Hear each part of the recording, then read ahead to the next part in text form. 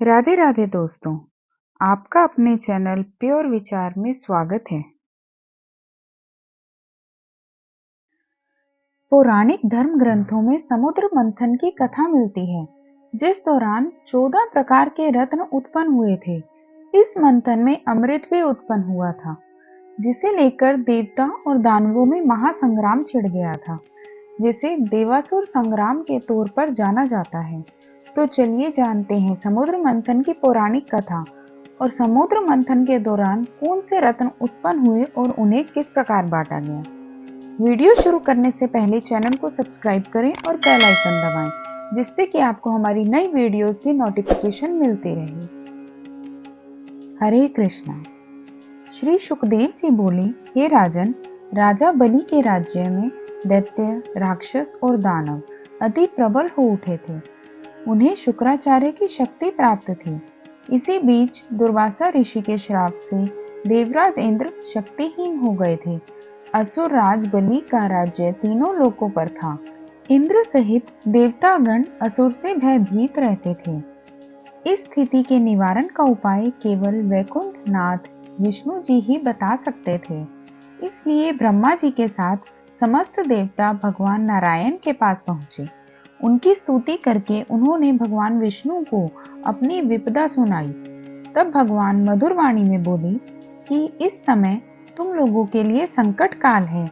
दैत्यों, राक्षसों और दानवों का अभ्युत्थान हो रहा है और तुम लोगों की अवनति हो रही है। किंतु संकट काल को मैत्रीपूर्ण भाव से व्यतीत कर देना चाहिए। तुम असुरों से मित्रता कर लो और क्षीर सागर को मत कर उसमें से अमृत निकाल कर पान कर लो।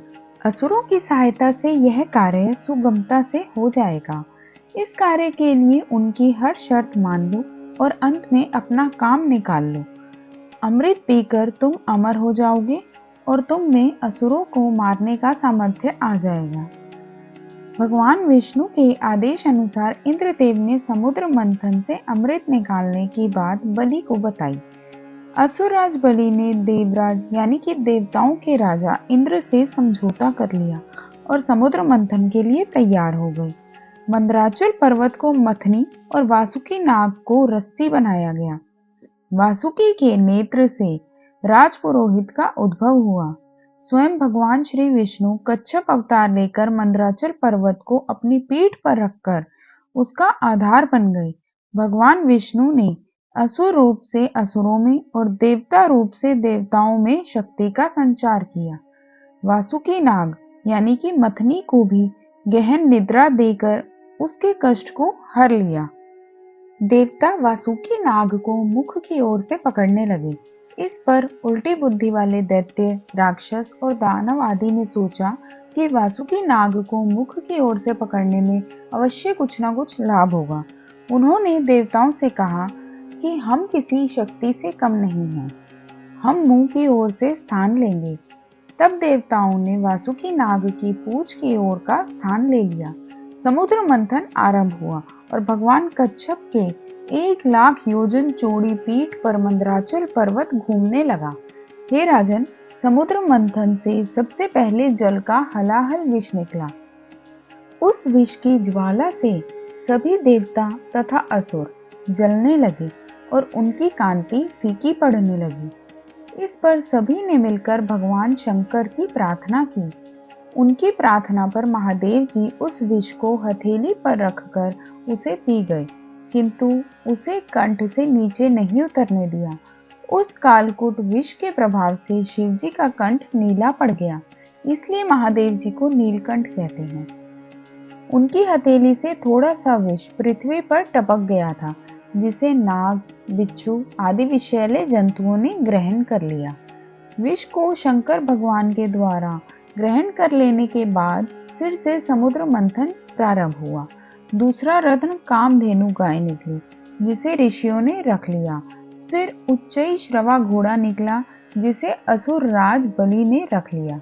उसके बाद ऐरावत हाथी निकला, जिसे देवराज इंद्र ने अपना वाहन बना लिया।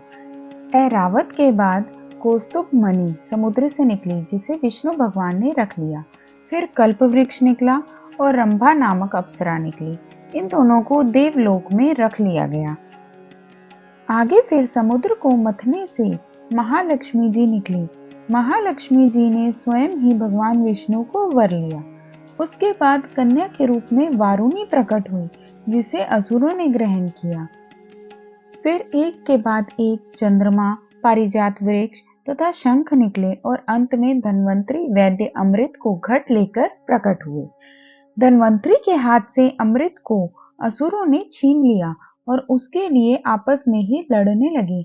देवताओं के पास दुर्वासा के शापवश इतनी शक्ति रही नहीं थी कि वे असुरों से लड़कर उस अमृत को छीन सकें, इसलिए वे निराश खड़े हुए। उनका आपस में लड़ना देखते रहे। देवताओं की निराशा को देखकर भगवान विष्णु तत्काल मोहिनी रूप धारण कर आपस में लड़ते असुरों के पास जा पहुंचे। उस विश्व मोहिनी रूप को देखकर असुरों तथा देवताओं की तो बात ही क्या, स्वयं ब्रह्म ज्ञानी कामदेव को भस्म कर देने वाले भगवान शंकर भी मोहित होकर उनकी ओर बार बार देखने लगे। जब असुरों ने उस नव यौवना सुंदरी को अपनी ओर आते हुए देखा, तब वे अपना सारा झगड़ा भूलकर उस सुंदरी की ओर कामासक्त यानी मोहित होकर एकटक देखने लगे। वे असुर बोले, हे सुंदरी, तुम कौन हो? लगता है कि हमारे झगड़े को देखकर उसका निपटारा करने के लिए ही हम पर कृपा कटाक्ष कर रहे हो। आओ, तुम्हारा स्वागत है। हमें अपने सुंदर कर कमलों से यह अमृत पान कराओ। इस पर विश्व मोहिनी रूपी विष्णु ने कहा, हे देवताओं और असुरों, आप दोनों ही महर्षि कश्यप जी के पुत्र होने के कारण भाई भाई हो, फिर भी परस्पर लड़ते हो। मैं तो स्वेच्छाचारिणी स्त्री हूँ। बुद्धिमान लोग ऐसी स्त्री पर कभी विश्वास नहीं करते, फिर तुम लोग कैसे मुझ पर विश्वास कर रहे हो?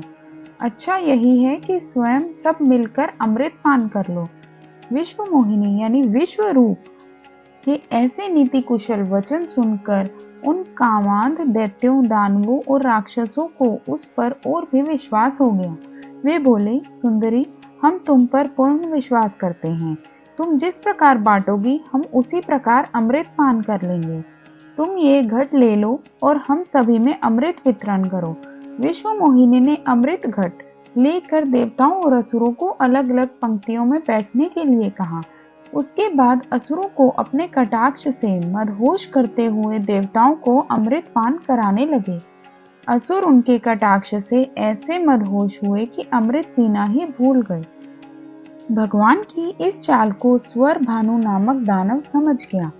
वह देवता का रूप बनाकर देवताओं में जाकर बैठ गया और प्राप्त अमृत को मुख में डाल लिया।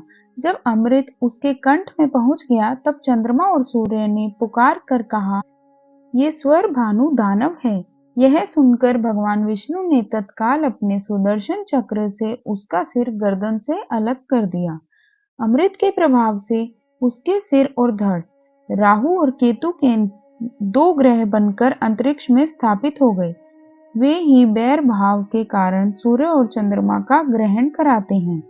इस तरह देवताओं को अमृत पिलाकर भगवान विष्णु वहां से लोप हो गए। उनके लोप होते ही असुरों की मदहोशी समाप्त हो गई। वे अत्यंत क्रोधित हो देवताओं पर प्रहार करने लगे। भयंकर देवासुर संग्राम आरंभ हो गया, जिसमें देवराज इंद्र ने असुर राज बलि को परास्त कर अपना इंद्रलोक वापस ले लिया। हरे कृष्णा हरे कृष्णा।